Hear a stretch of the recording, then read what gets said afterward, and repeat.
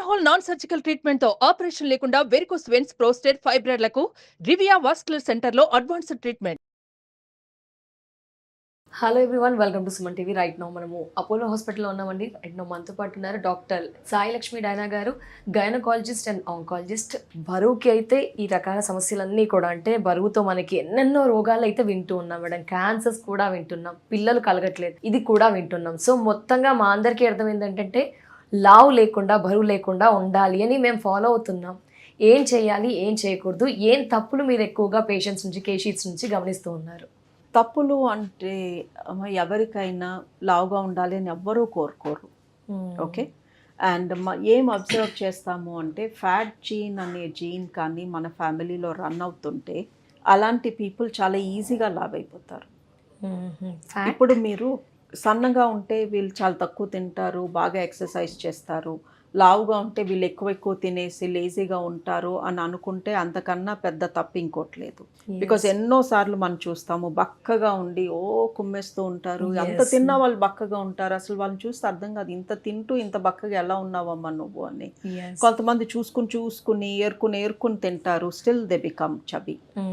So ఈ fat gene అనేది అంటే మనం లావుగా ఉండే నేచరా, బక్కగా ఉండే మన బాడీ తత్వం అనేది ఈస్ హెరిడిటరీ. సో మన గ్రాండ్ మదర్స్ని వాళ్ళని చూస్తే మనకు అర్థమైపోతుంది మన ఫ్యామిలీలో ఈ లావుగా ఉండే తత్వం ఎక్కువ ఉందా, సన్నగా ఉండే తత్వం ఎక్కువ ఉందా అని. అండ్ ఈ టెండెన్సీని బట్టి యూజువలీ వెయిట్ గెయిన్ ఉంటుంది. సో వెయిట్ గెయిన్ అవ్వంగానే ఇక you know that means this person is over eating అని ఎక్కడా లేదు. ఒక్కొక్కసారి అట్లా అని సన్నగా ఉన్న వాళ్ళందరూ చాలా హెల్దీ అని మనం అనుకోవడం కూడా కరెక్ట్ కాదు.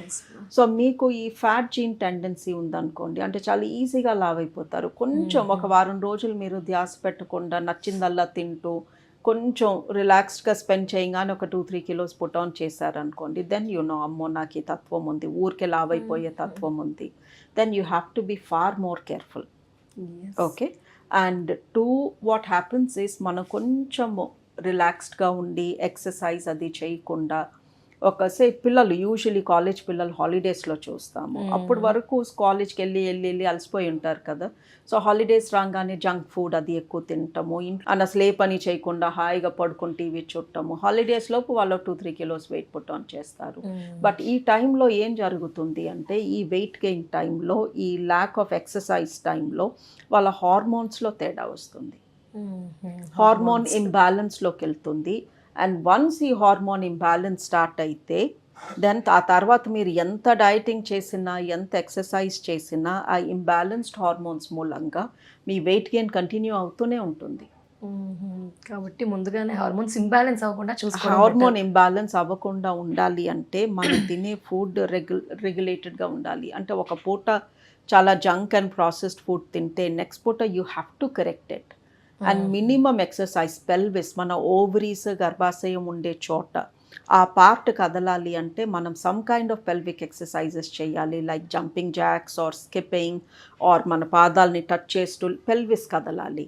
Are any yogasana which inverts your body like a sarvangasana, ఇలాంటివి ఏమన్నా చేసినప్పుడు cow and cat position in yoga pelvis కదులుతుంది.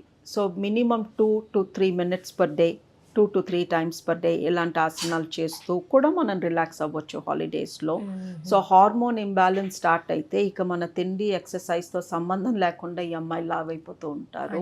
Then the depression sets in. అబ్బాయిలకి హార్మోన్ ఇంబ్యాలెన్స్ ఉండదు, వాళ్ళకు ఉండేది ఒకటే హార్మోన్ స్టడీగా వస్తూ ఉంటుంది. అండ్ అబ్బాయిలకి హార్మోన్ వచ్చే టెస్టికల్స్ ఊరికే కదులుతూనే ఉంటాయి, బికాజ్ అవి బాడీ బయట కాళ్ళ మధ్యలో ఉంటాయి. వాళ్ళకి ఏ రకమైన ఎక్సర్సైజ్ అవసరం లేదు. బట్ అమ్మాయిలకు ఉండే ఓవరీస్ 2 హార్మోన్స్ తయారు చేస్తాయి, రోజు డిఫరెంట్ క్వాంటిటీస్ తయారు చేస్తాయి. 2 బ్యాలెన్స్ అవ్వాలి. అండ్ ఓవరీస్ ఎక్కడో లోపల డీప్గా గర్భసంచి వెనకాల దాక్కుని ఉంటాయి. సో అంత ఈజీగా అవి కదలవు. సో ఇది అర్థం చేసుకొని ఒక అమ్మాయి నా ఓవరీస్ని కదపాలి, మినిమం ఈ టైప్ ఎక్సర్సైజెస్ మినిమం ఇన్ని మినిట్స్ పర్ డే నేను చెయ్యాలి, చేయకపోతే నేను హార్మోన్ ఇంబ్యాలెన్స్లోకి వెళ్ళిపోతాను. అట్లాగే థైరాయిడ్ కూడా it does the same thing. Thyroid problem start అయితే ఒబిసిటీ వచ్చేస్తుంది. సో అమ్మాయిలు have to be very careful about not putting on weight. మీరేం చెప్తారు మేడం వెయిట్ తగ్గడానికి? ఇప్పుడైతే హార్మోన్ ఇంబ్యాలెన్స్ అవ్వకుండా మంచిగా ఉండండి అని చెప్పారు. లైక్ లెమనా, జింజరా, గ్రీన్ టీయా ఇలాంటివన్నీ ఎక్కువగా చూసి ఎక్కువ నాలెడ్జ్ అయితే మా బ్రెయిన్లో ఉంది. జస్ట్ మీరు టాప్ 5లో ఏమైనా చెప్పండి, మేము యాడ్ చేసుకుంటాండి. టాప్ 5లో green tea is good for metabolism అండి. Any coloured fruit and vegetables, so orange colour, red colour, purple colour ఉన్న ఫ్రూట్స్, వెజిటబుల్స్ ఏమన్నా కూడా తీసుకోండి. మీరు తినే ఫుడ్లో at least 40% raw or just boiled or stir fried, అంటే కూరల రూపంలో, పులుసుల రూపంలో అలా కాదు. So it could be salad or it could be partially boiled, anything raw ఉండేలాగా చూసుకోండి. Okay. And ginger, garlic, onions, these are all very good probiotics.